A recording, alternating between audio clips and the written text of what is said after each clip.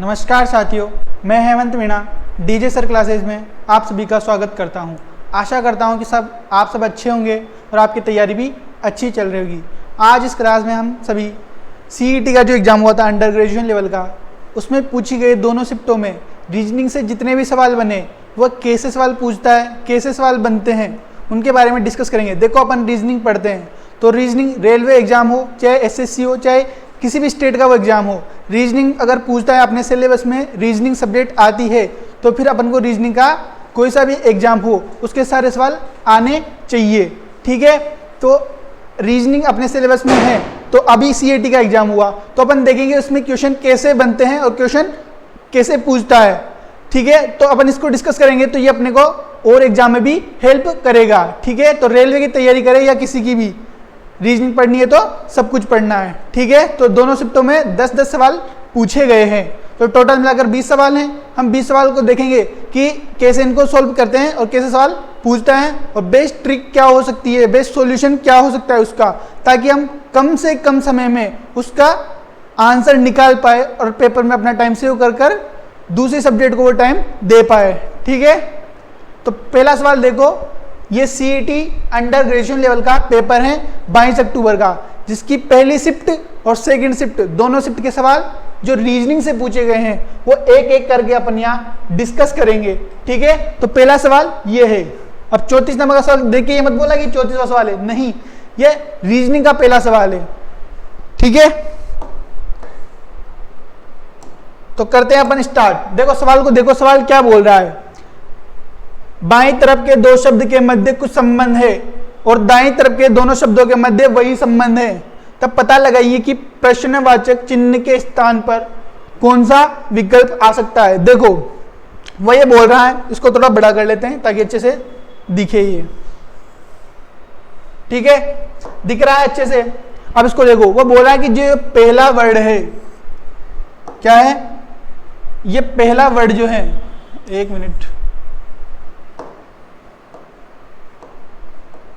ये पहला जो वर्ड है ये सेकंड वर्ड से जिस तर्क से संबंधित है वही तर्क थर्ड में लगाकर फोर्थ वाला नंबर अपन को बताना है। मतलब जो संबंध इन दोनों में लग रहा है, फर्स्ट और सेकंड वाले में, तो थर्ड फोर्थ में भी वही संबंध लगाना है और बताना है कि फोर्थ नंबर पर कौन सा विकल्प आएगा। तो पहले इनको ध्यान से देखो। देखो जी आता है 4 नंबर, सॉरी जी आता है 7 नंबर पर।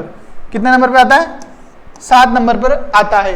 ठीक है, और के आता है 11 नंबर पर। अगले इसको देखो, थर्ड वाले को देखो,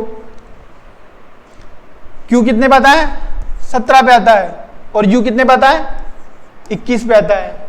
ठीक है, तो 7 से 17 कर रखा है, यानी कि प्लस का 10 जोड़ रखा है, और 11 से 21 कर रखा है, यानी कि यहां भी प्लस का 10 जोड़ रखा है।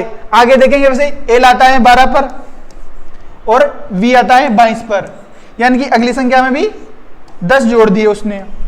और अगला वर्ड क्या है? पी आता है 16 पर और जेड आता है 26 पर, यानी कि यहां भी उसने 10 जोड़ दिए। यानी कि फर्स्ट वाला जो है ये वर्ड, इसके प्रत्येक वर्ड में, प्रत्येक लेटर में उसने 10-10 जोड़ रखा है और अगला वर्ड लिख रखा है। वैसे अपन यहां देखेंगे, ए आता है 1 नंबर पर, ई आता है 5 नंबर पर, एफ आता है 6 नंबर पर, जे आता है 10 नंबर पर। तो एक में अपन कितना जोड़ेंगे? 10 जोड़ेंगे तो कितना आएगा? 11। अब 11 नंबर पे आता है के। ठीक है, अगला देखो 5 में जोड़ेंगे 10, 15 नंबर पे आता है ओ। तो के और ओ दो वर्ड देखो, एक ही ऑप्शन ऐसा है जिसमें के ओ आ रहा है, बाकी और ऑप्शन में के ओ नहीं आ रहा है, तो यही ऑप्शन अपना सही हो जाएगा। पूरा उसको निकालने की जरूरत नहीं है। बस अब इतना देखेंगे कि पहले वर्ड में 10 जोड़ा तो के आ गया, दूसरे वर्ड में 10 जोड़ा तो ओ आ गया। अब के और ओ, एक ही ऑप्शन ऐसा है जिसकी स्टार्टिंग के और ओ से हो रही है, तो यही ऑप्शन इसका सही आंसर हो जाएगा। ठीक है, चलते हैं नेक्स्ट सवाल पर। नेक्स्ट सवाल क्या बोल रहा है, इसको देखो। ये एक गन है, गन मतलब पासा है और पासे को खोल रखा है, ओपन कर रखा है, तो उसकी सभी 6 पलके अलग अलग दिख रही है। अब वो बोला है कि इसको पैक करेंगे, वापस पासा बनाएंगे, तब इन 4 में से कौन सी स्थिति इसकी सही होगी और 3 बाकी गलत होगी।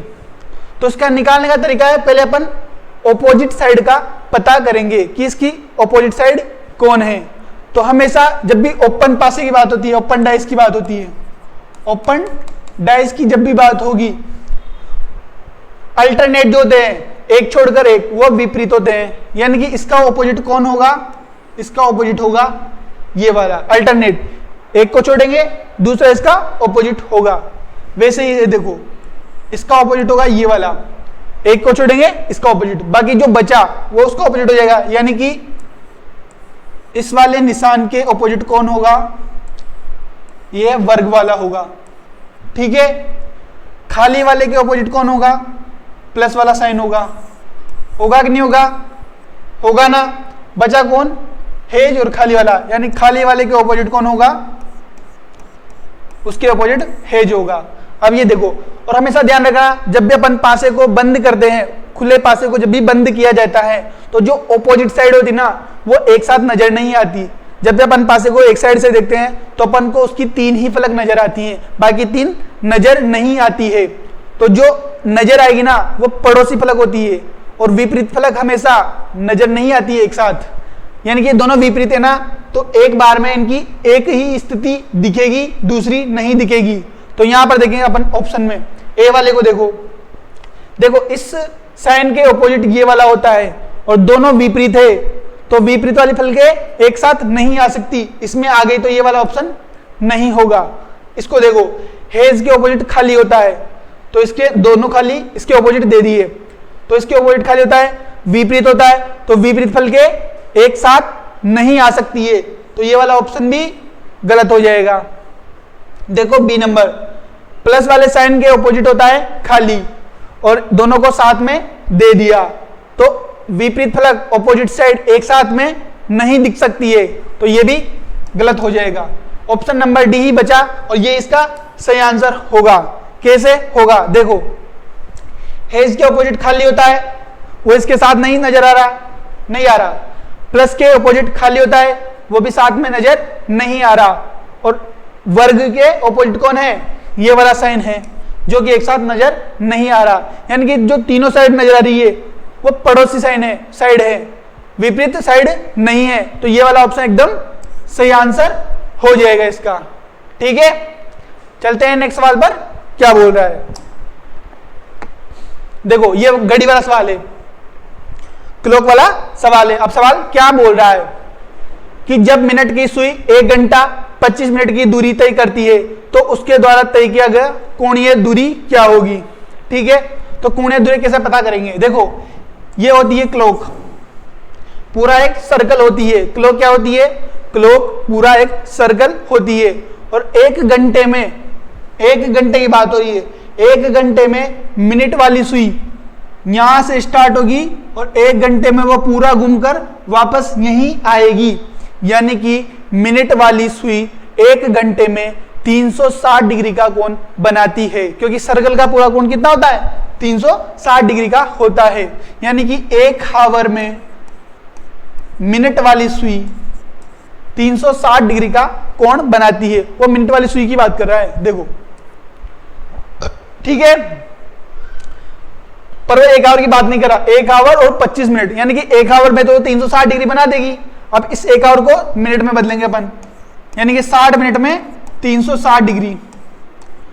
और उसने 60 मिनट तो पूछा ही नहीं, उसने 25 मिनट पूछा है, तो पहले 5 मिनट निकाल लो। यानी कि 5 मिनट में कितना बना देगी कोण, 5 मिनट में 30 डिग्री का कोण बना देगी मिनट वाली सुई। बनाएगी कि नहीं बनाएगी, ठीक है, बना देगी। अब देखो 25 मिनट पूछ रहा है वो, तो 25 मिनट का निकाल देंगे 25, यानी कि 5 से गुणा करो इसको, 150 डिग्री। अब पूछा है 1 आवर 25 मिनट में मिनट वाली सुई कितना कोण बनाएगी, तो 1 आवर में 360 और 25 मिनट में 150, तो 360 प्लस 150 बराबर हो गया 510 डिग्री। कितना हो गया? 510 डिग्री। तो ऑप्शन नंबर ए 510 डिग्री इसका बिल्कुल सही आंसर हो जाएगा। ठीक है, अब अगला देखो, ये कोडिंग डिकोडिंग का सवाल है, पर पहले अपन इसको मिटा लेते हैं क्योंकि यहीं पर अपन को सवाल भी करना है। इसको साइड में लिख लो ताकि आंसर याद रहेगा। बाकी अपन करते हैं अगले वाले को। देखो, इसने मेडिकल को किसी कोड भाषा में ये वाला वर्ड लिख रखा है, तो पहले इनको लिख लो। MEDICAL। मेडिकल को क्या लिखा है इसने? DEMILAC। इनमें कोई तर्क लगा के इसने ये लिख दिया। अब पूछा है कंपाइल में यही तर्क लगाकर अपन कौन सा वर्ड लिखेंगे। तो पहले इसको ध्यान से देखो कि इसमें उसने क्या कर रखा है। देखो, उसने M को यहां से उठाकर यहां रख दिया, ठीक है, D को उठाकर यहां रख दिया और बीच वाले को वहीं के वहीं रख दिया। इसमें देखो, C को उठाकर लास्ट में रख दिया, L को उठाकर शुरू में रख दिया और A को एक ही जगह पर ही रखा। बचा बीच वाला वर्ड, उसको उसकी जगह पर ही लिख दिया। ठीक है, यानी कि जो स्टार्टिंग के 3 थे उसमें पहले को लास्ट, लास्ट को पहला और बीच वाले को बीच में रहने दिया।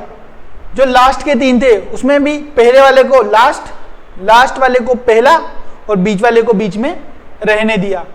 जो बीच में बचा एक, उसको उसकी जगह पर ही लिख दिया। ठीक है, अब वैसे ही यहां पे करेंगे अपन। पहले 3 में C को रख देंगे लास्ट में, M को रख देंगे स्टार्टिंग में, O अपनी जगह पर हो जाएगा। लास्ट में देखो I आ जाएगा लास्ट में, E आ जाएगा फर्स्ट में, L अपनी जगह पर ही रहेगा और P अपनी जगह पर ही रहेगा। यानी कि ये वाला ऑप्शन सही हो जाएगा। MOCPELI ऑप्शन नंबर C इसका बिल्कुल सही आंसर हो जाएगा। होगा कि नहीं होगा? देखो, जो नए यूजर है इस चैनल पर, अगर आपको वीडियो अच्छी लग रही है तो चैनल को जरूर सब्सक्राइब करना और लाइक भी करना वीडियो को। बाकी कमेंट में बताना कि आपको क्लास कैसी लग रही है, और अगर आप कोई और टॉपिक पढ़ना चाहते हो रीजनिंग से रिलेटेड कि सर हम इस एग्जाम की तैयारी कर रहे हैं और ये चैप्टर हमारा कमजोर है, इसको पढ़ा दीजिए, तो आप उसको कमेंट जरूर करना, हम वो भी पढ़ा देंगे आपको बिल्कुल फ्री में इसी चैनल पर। ठीक है, चलते हैं नेक्स्ट सवाल पर। अगला सवाल क्या बोल रहा है? अब देखो, ये डायरेक्शन टेस्ट का सवाल है। किसका है? डायरेक्शन टेस्ट का सवाल है। इसमें दिशा पूछी है उसने। क्या पूछी है? दिशा पूछी है। तो सवाल को पढ़ो। 4 खिलाड़ी ABCD खेल के मैदान में इस तरह खड़े हैं कि A के पूर्व में B, ये रहा A, ये रहा A। A के पूर्व मतलब पूर्व होता है इधर, A के पूर्व में कौन है? B है। A के पूर्व में B है।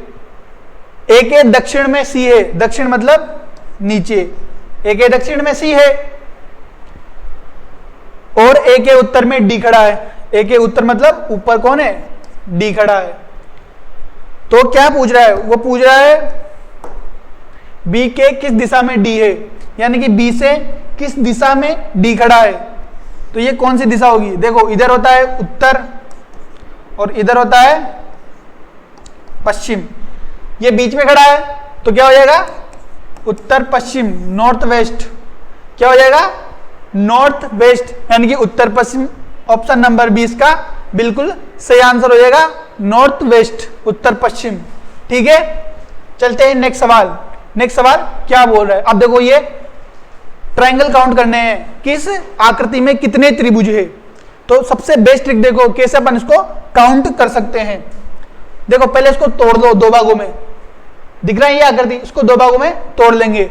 अपन ने ये पढ़ा था, क्या पढ़ा था कि जब भी ऐसी आकृति दिखाई दे, जब भी ऐसी आकृति दिखाई दे उसमें त्रिभुजों को कैसे काउंट करेंगे। इसमें काउंट करने पहले अपन नंबर लिख देंगे। कैसे?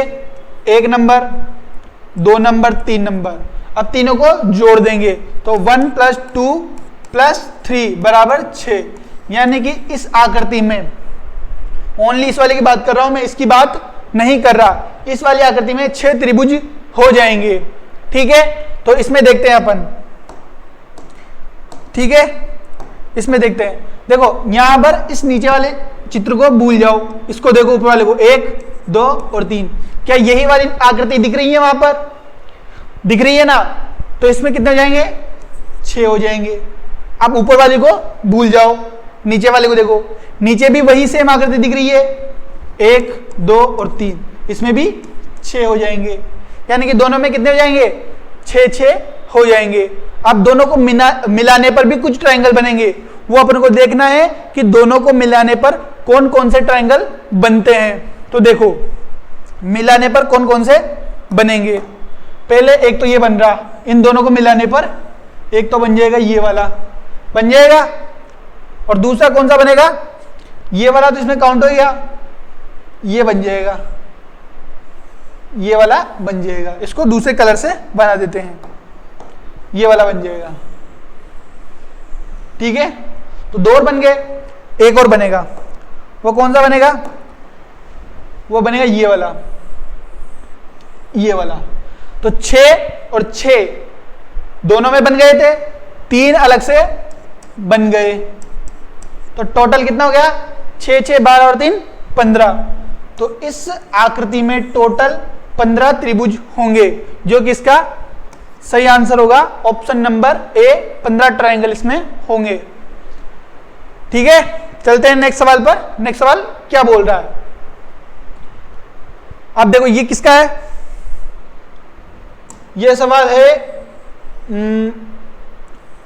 रैंकिंग टेस्ट का, कि कौन किस नंबर पे बैठा है, या पंक्ति में टोटल कितने छात्र बैठे हैं वो बताने हैं। तो देखो सवाल क्या पूछ रहा है, कुछ लड़कियां एक पंक्ति में खड़ी है, कविता बाएं से 11वें स्थान पर है। तो जो बोल रहा है उसको लिख लो। बाएं मतलब होता है आगे से, दाएं मतलब पीछे से। तो वो बोल रहा है बाएं छोर से 11 है, बाएं मतलब आगे से, तो आगे से कौन है? कविता। तो कविता को के लिख देते हैं। कौन कितने नंबर पे है? 11 नंबर पर है। ठीक है, अब देखो, और बबीता दाहिने छोर से 9वें स्थान पर है। बबीता कहां है? दाएं से कितनी है? 9। कविता बाएं से 11, बबीता दाएं से 9। ठीक है, यदि उनके स्थानों को परस्पर बदल दिया जाए, वो बोल रहा है कि कविता बबीता की जगह आ जाए और बबीता कविता की जगह आ जाए। ठीक है, स्थानों को बदल दिया तो कविता बाएं से 15वें स्थान पर आ जाती है। अब देखो कविता पहले यहां थी, ये कहां आ गई? यहां आ गई। तो अब बाद वाला स्थान बता रहा है, वो कितना बता रहा है? अब कविता का बाएं से कितना हो गया? 15 हो गया, बाएं से 15 हो गया, और यहां दाएं से कितना है? 9। तो 15 और 9 24, और एक कम करेंगे। एक कम क्यों करेंगे? क्योंकि ये 2 बार काउंट हो गई, एक बार बाएं से भी काउंट हो गई, एक बार दाएं से भी काउंट हो गई। तो एक कम करेंगे, 15 9 24, और एक कम करेंगे तो 23। यानी कि इस पंक्ति में टोटल कितनी छात्राएं हैं? 23। 23 इसका सही आंसर हो जाएगा, ऑप्शन नंबर ए, 23 इसका सही आंसर हो जाएगा। ठीक है, चलते हैं नेक्स्ट सवाल पर।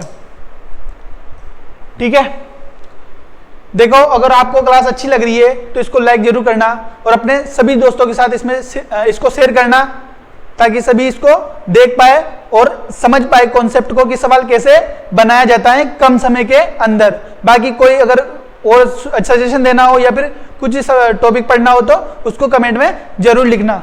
ठीक है, देखो यहां पर 2 सवाल है, एक ब्लड रिलेशन का है और दूसरा डायरेक्शन टेस्ट का है। दोनों को करते हैं अपन।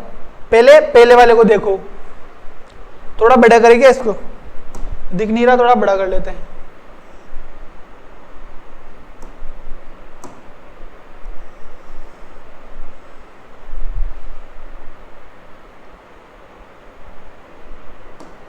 देखो इसको क्या बोल रहा है सवाल क्या बोल रहा है?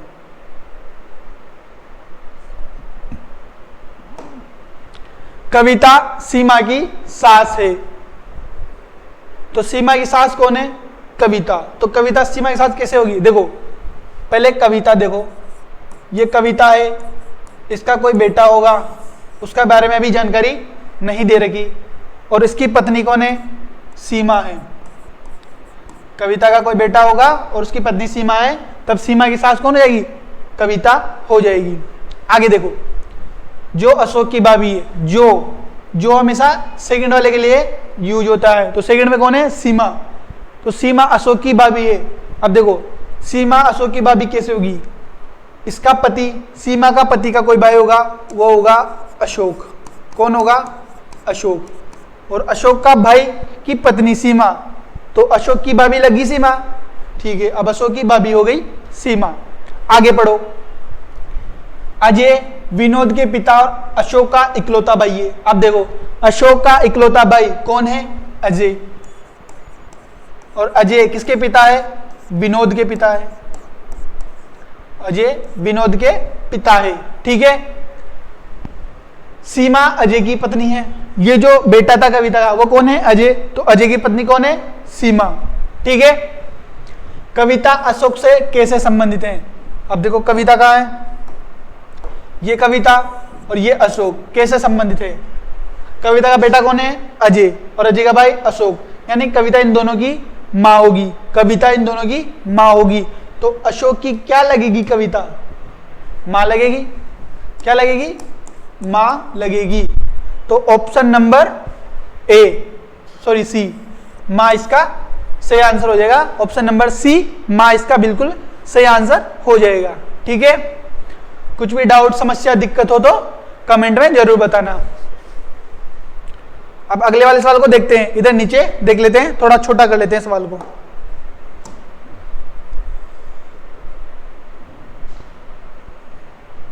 देखो क्या बोल रहा है सवाल।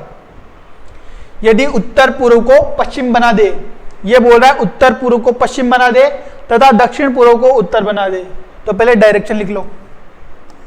डायरेक्शन क्या होती है? इधर होता है नॉर्थ, साउथ, ईस्ट और वेस्ट।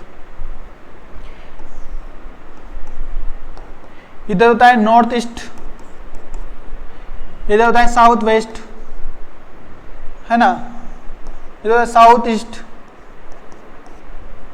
और इधर होता है नॉर्थ वेस्ट। अब सवाल क्या बोल रहा है? सवाल को पढ़ो। उत्तर पूर्व, ये रहा उत्तर पूर्व, उत्तर पूर्व, उत्तर पूर्व, उत्तर पूर्व पश्चिम बन जाता है, यानी कि जो उत्तर पूर्व है वो कहाँ आ जाता है? वो यहां आ जाता है। उत्तर पूर्व कहाँ आ जाता है? यहां आ जाता है। और दक्षिण पूर्व, दक्षिण पूर्व कहाँ है? ये रहा दक्षिण पूर्व, उत्तर बन जाता है। ये कहाँ बन जाता है? ये उत्तर में आ जाता है। यानी कि जो नॉर्थ पूर्व है, मतलब जो उत्तर पूर्व है वो तो पश्चिम बन जाता है, और जो दक्षिण पूर्व है वो उत्तर बन जाता है। मतलब ये वाला 45 डिग्री कोण है और ये है 90, तो 90 प्लस 45 यानी कि 135 डिग्री वामाव्रत घूम गया। वामाव्रत, इधर होता है वामाव्रत और ये होता है दक्षिणाव्रत, तो ये कितना घूम गया? 135 डिग्री वामाव्रत घूम गया, और ये भी 45 और 90, 135 वामाव्रत घूम गया। यानी कि जो भी डायरेक्शन थी, जो पहले डायरेक्शन थी, सभी डायरेक्शन 135 डिग्री वामाव्रत घूम गई। सारी की सारी डायरेक्शन क्या हो गया? 135 डिग्री वामाव्रत घूम गई। तो पूछ क्या रहा है? पूर्व क्या बन जाएगा? देखो पहले पूर्व कहां था? पहले पूर्व ये रहा, पूर्व, ईस्ट को बोलते हैं ना पूर्व, तो पहले पूर्व यहां था।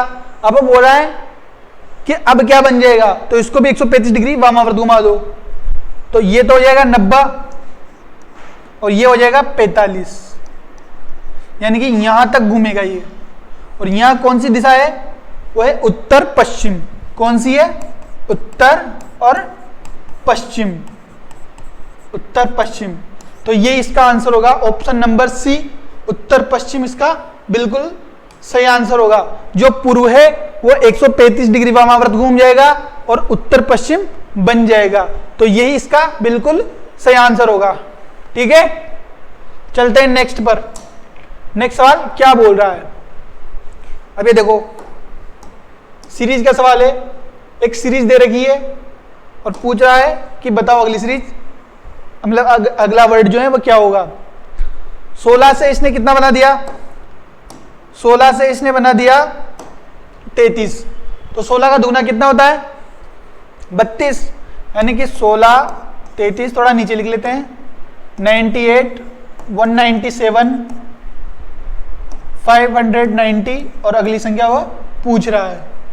ठीक है, तो इसको 2 से गुणा कर कर 1 जोड़ दिया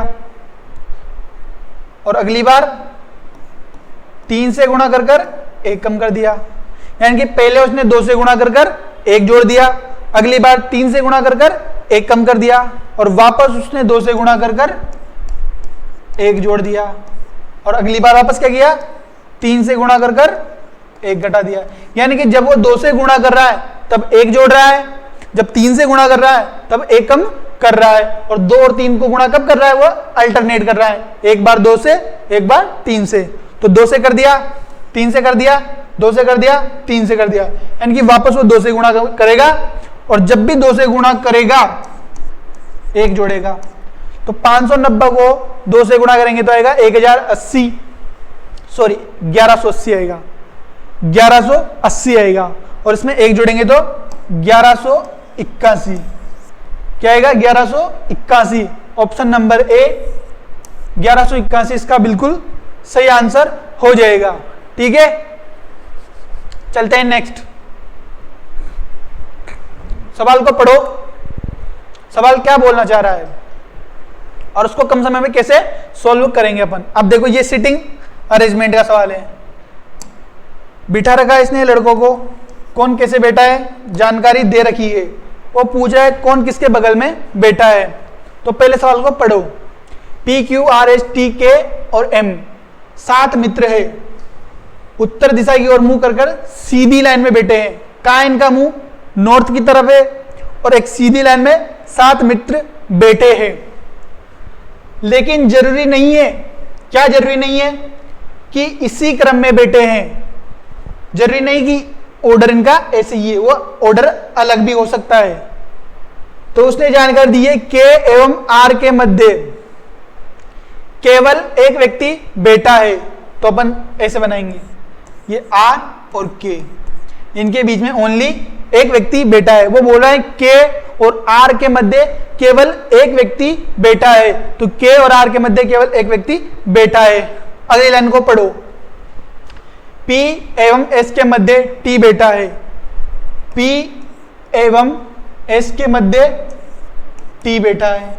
अभी पता नहीं है कौन कहाँ है तो थोड़ा साइड में लिख लो, T और M के बीच में 2 व्यक्ति बैठे हैं, इस लाइन को भी रोक लो। अगली लाइन पढ़ो, P के बाएं ओर K है। अब देखो P के बाएं ओर K है, यानी कि P के बाएं ओर, बिल्कुल बाएं, इधर होगा लेफ्ट, P का लेफ्ट इधर होगा, P का राइट इधर होगा। तो बोल रहा है P के बाएं ओर कौन है K, तो यहां हो जाएगा P। ठीक है, यहां हो जाएगा P और यहां TS है तो TS यहां आ जाएगा। अब अगली लाइन को पढ़ो, P लाइन के बीच में बैठा है। अब 7 व्यक्ति है, P बीच में बैठा है, तो 3 लेफ्ट में होंगे और 3 राइट में होंगे। किसके होंगे, P के होंगे। तो P हो गया बीच में, 1 2 3 लेफ्ट में तो हो गए, 3 कहाँ होने चाहिए, राइट में, तो 1 2 तो आ गया, 1 बच रहा है अभी, वो कौन है, वो आ जाएगा अभी।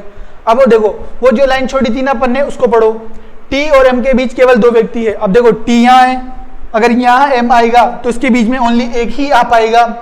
वो बोल रहा है T और M के बीच में 2 व्यक्ति है, तो M अगर यहाँ आ जाएगा तो T और M के बीच में 1 और 2 व्यक्ति आ गए, तो M यहीं आएगा, यहाँ नहीं आ सकता।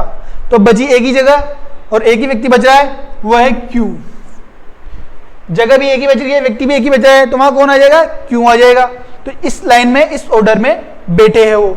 अब पूछ क्या रहा है सवाल, अब पूछ क्या रहा है, निम्नलिखित में से कौन से दो व्यक्ति बिल्कुल किनारों पर बैठे हैं, यानी कि लेफ्ट किनारे पे और राइट किनारे पे कौन से दो व्यक्ति बैठे हैं। तो इधर तो बैठा है R, इधर बैठा है Q, ठीक है। तो ऑप्शन नंबर RQ बिल्कुल सही ऑप्शन हो जाएगा।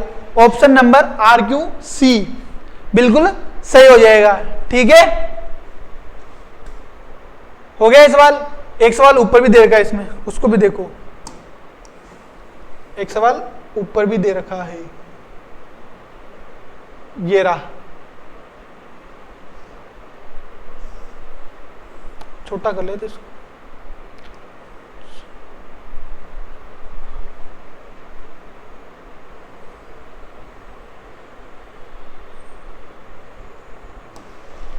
चलो इसको साइड में कर लेते हैं, फिर बाद में छोटा कर देंगे। इस वाले को देखो, जो चीज कॉमन होती है ना उसको देखा करो। किसी कोड भाषा में लाइफ इज गुड को TV सू लिखा है उसने, एंजॉय लाइफ को FSTI लिखा है। Character should be good, character should be good, इसको क्या लिखा है? कैरेक्टर शुड बी गुड को NX NU BS और SU लिखा है उसने, ठीक है, लिखा है। आगे देखो,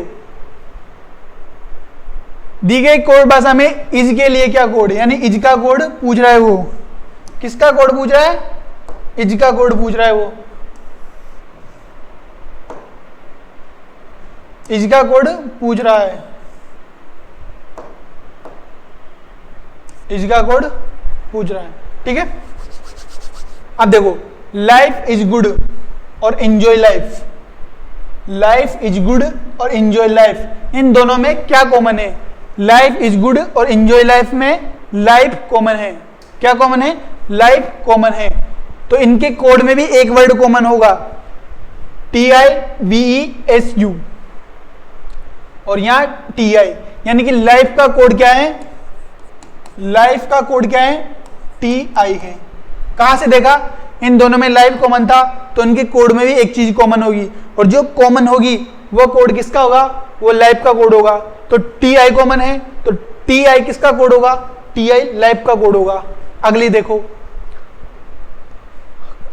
लाइफ इज गुड और कैरेक्टर शुड बी गुड, इनमें गुड कॉमन है। लाइफ इज गुड और कैरेक्टर शुड बी गुड, इसमें गुड कॉमन है। तो इनके कोड में क्या कॉमन है?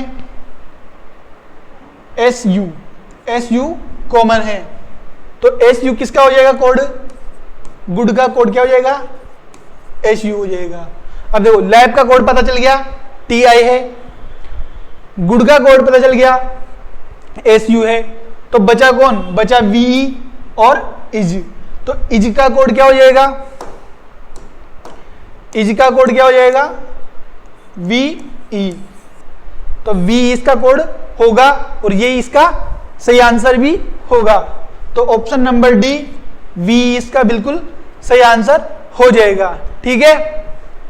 अब इसको थोड़ा छोटा कर लेते हैं ताकि तुम्हें जब इसकी PDF मिलेगी ना तब देखने में दिक्कत नहीं आएगी।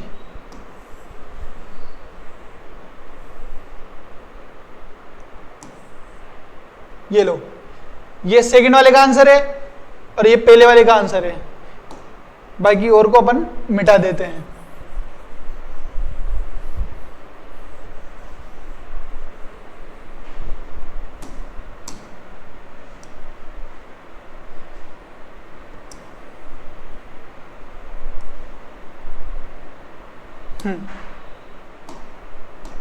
पहले वाले का आंसर ये है, सेकंड का आंसर ये है, दिख रहा है। और इसकी PDF आपको बिल्कुल मिल जाएगी। DJ सर क्लासेस का टेलीग्राम चैनल ज्वाइन कर लेना, इसकी PDF आपको वहां पर मिल जाएगी, बाद में देख लेना, ठीक है। अगला सवाल पढ़ो। ये वापस रैंकिंग टेस्ट का सवाल आ गया, रैंकिंग टेस्ट का सवाल आ गया, पढ़ो इसको। कुछ लड़के एक पंक्ति में उत्तर दिशा की ओर मुंह कर खड़े हैं, कमल बाएं से चौथी से। देखो वापस वैसा ही सवाल है, कमल कहाँ है? बाएं से कितना है? 34। जबकि रवि दाहिने छोर से B से, रवि दाएं से कितना है? B से। रवि ईशान के दाहिने तरफ 90 स्थान पर है, यानी कि यहां पर होगा ईशान, ईशान होगा। तो ईशान के दाहिने 9 कितना है? रवि 9 है। ईशान के दाएं 9 कौन है? रवि। और कमल ईशान के बाएं तरफ से दूसरा है, इसके बाएं तरफ से दूसरा हो जाएगा कमल। ठीक है, तो ये सवाल बोल रहा है पंक्ति में कुल लड़कों की संख्या बतानी है, पंक्ति में टोटल बतानी है। तो पहले इनको जोड़ेंगे, 34 20 54 54 9 63 63 2 65, टोटल हो गए 65। और इसमें से एक कम कर देंगे क्योंकि 2 बार काउंट हो गया। कौन हो गया 2 बार काउंट? ईशान, क्योंकि इसको इधर से भी गिन लिया और इधर से भी गिन लिया, तो एक कम करेंगे तो 64। छात्रों की पूरी टोटल संख्या कितनी हो जाएगी? 64 हो जाएगी। ऑप्शन नंबर ए 64 इसका बिल्कुल सही आंसर हो जाएगा। होगा कि नहीं होगा? हो जाएगा ना। चलो नेक्स्ट पर, नेक्स्ट सवाल क्या बोल रहा है? अब यहां भी 2 सवाल हैं। कितने सवाल है? 2 सवाल है। देखो क्या बोल रहा है सवाल। पहले वाले देखो कोडिंग डिकोडिंग का सवाल है, पहले वाला कोडिंग डिकोडिंग का सवाल है। देखो इधर लिख लेते हैं साइड में, इसने लिखा है लैंग्वेज,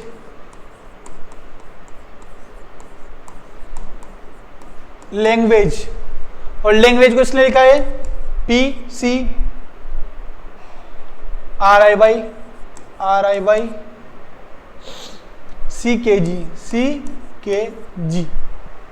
पहले इनका नंबर देखो क्या होता है। एल आता है 12 पर, ए आता है 1 पर, एन आता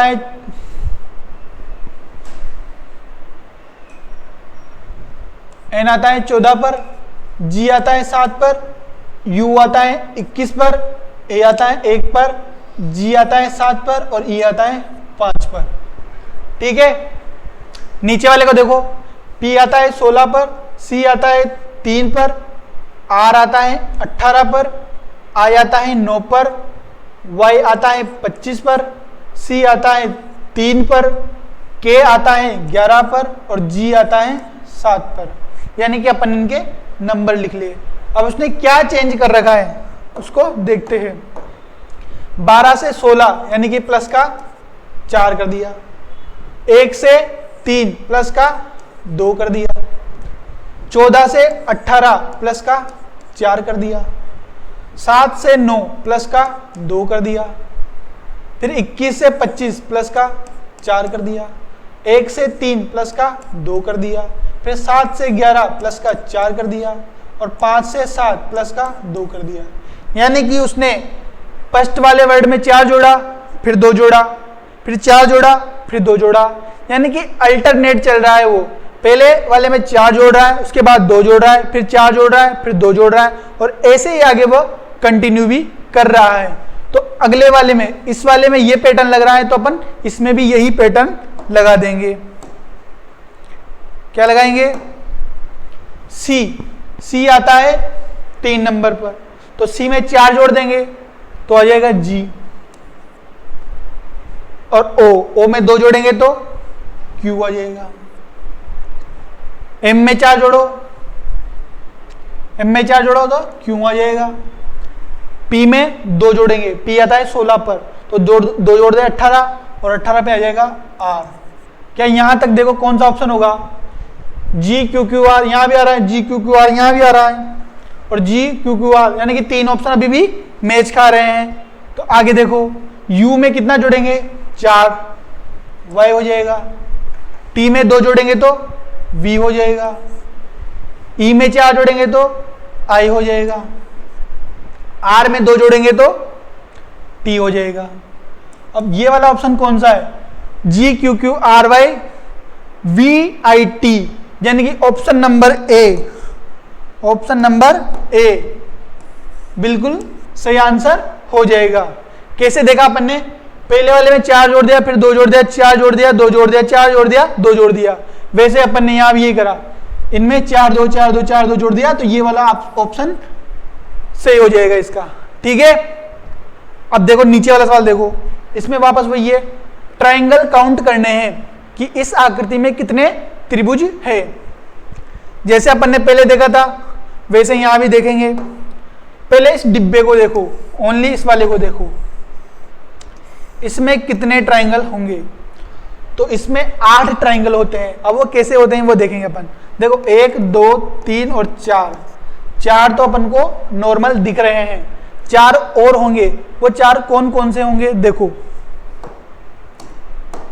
एक तो होगा ये,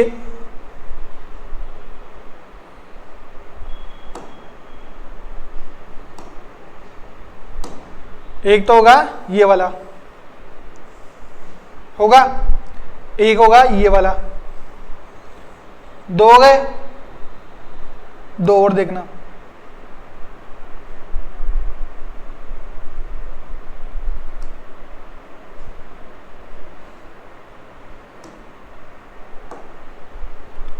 ये हो गया, ये हो गया। अब ये वाला देखना है, एक ये रहा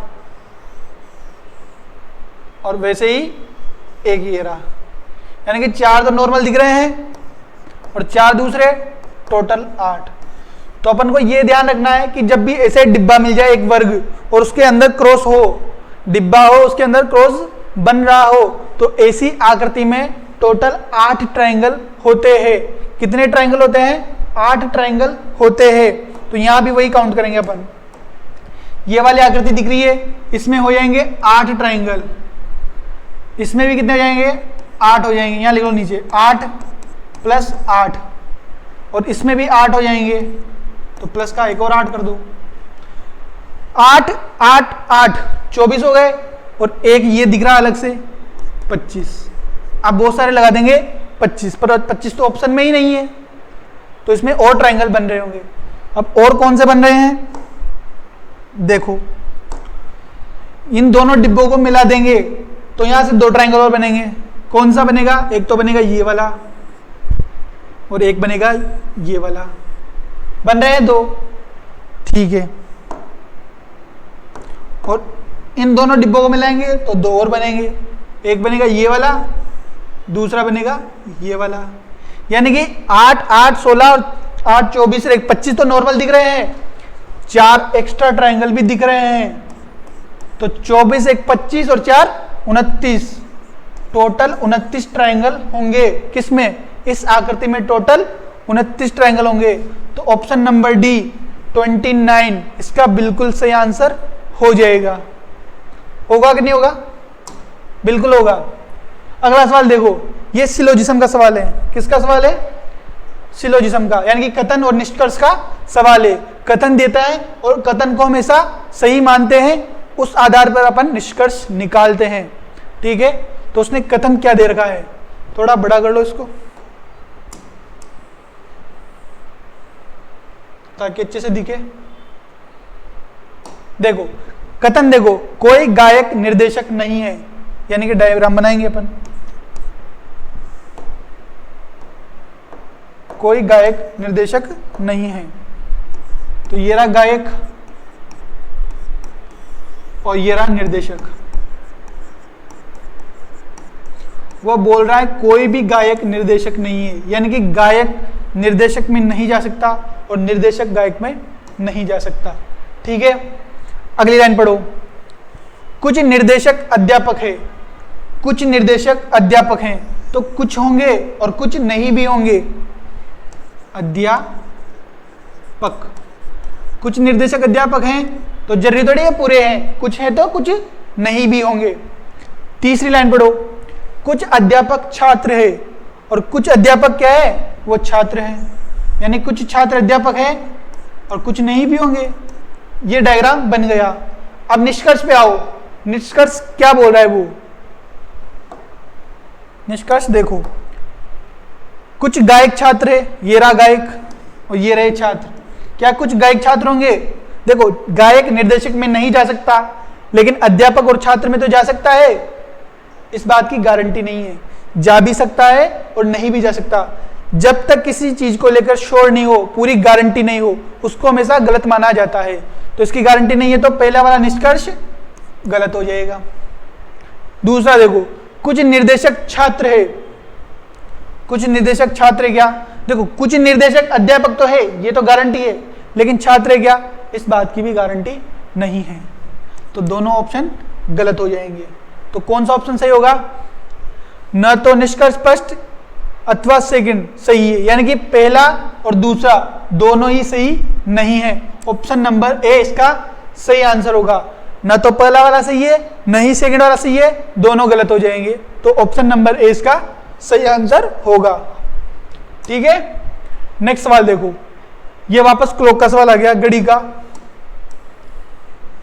घड़ी का, हाँ क्लॉक का सवाल है ये पूछा है, घड़ी में 7 और 8 बजे के मध्य की सुइया, यानी कि जब 7 से 8 के बीच में टाइम होगा, उस टाइम जो सुइया है, यानी कि घंटे वाली सुई और मिनट वाली सुई एक सरल रेखा में होगी। सरल रेखा मतलब 180 डिग्री का कोण बनाएगी।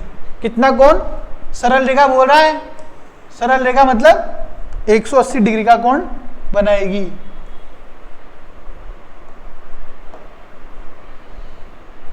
डिग्री का कोण अब कैसे बनाएगी, देखो 7 से 8 के बीच में बोल रहा है, यानी कि 7 तो बजेंगे। अब मिनट निकालने अपन को, देखो ऑप्शन भी देखो, 7 बजकर 7 बजकर 7 बजकर 7 बजकर, यानी कि 7 तो बजेगी ही बजेगी। अपन को पीछे के मिनट निकालने हैं कि कितने मिनट पर वह 180 डिग्री का कोण बनाएगी। तो उसके लिए एक सिंपल फंडा होता है, 60/11 से गुणा कर देंगे। किसको कर देंगे, जितना एक्स्ट्रा टाइम होगा। और अपन को ज्ञात क्या करना है, सरल रेखा, सरल रेखा। अब देखो जब भी 180 डिग्री का कोण निकालना होता है ना, अपन 6 से काउंट करते हैं, 6 के बाद जितने एक्स्ट्रा घंटे होते हैं ना उनको काउंट करते हैं। तो अपन को 7 से 8 के बीच में निकालना है, तो 7 तक काउंट करना है, तो 6 से 7 तक काउंट करो, 1 घंटा, ओनली 1 ही घंटा आ रहा है, तो 60/11 को 1 से गुणा कर देंगे, 60/11 आ जाएगा। अब 11 में 60 का भाग लगाओ, 5 बार जाएगा, 5 से इसमें बच जाएगा, तो 5 से ही 5/11 मिनट इसका आंसर आ जाएगा। यानी कि 7 से 8 बजे के बीच में 180 डिग्री का कोण कब बनेगा, वो बनेगा 7 बजकर 5 से ही 5/11 मिनट पर। कब बनेगा, 7 बजकर 5 से ही 5/11, यानी कि ऑप्शन नंबर डी, 7 बजकर 5 से ही 5/11 मिनट पर 180 डिग्री का कोण बन जाएगा। ठीक है, चलो हो गए पूरे सवाल। फर्स्ट और सेकंड दोनों शिफ्टों के अपन ने 10-10 सवाल कर लिए हैं। बाकी कमेंट में जरूर बताना कि आपको क्लास कैसी लगी, और कोई नया टॉपिक पढ़ना चाहते हो तो उसको भी कमेंट कर देना, हम वो भी पढ़ा देंगे। बाकी इस क्लास को ज्यादा से ज्यादा शेयर करना, और जिसने चैनल सब्सक्राइब नहीं किया वो चैनल को भी सब्सक्राइब करना। बाकी ध्यान रखो अपना, पढ़ते रहो, खुश रहो, धन्यवाद।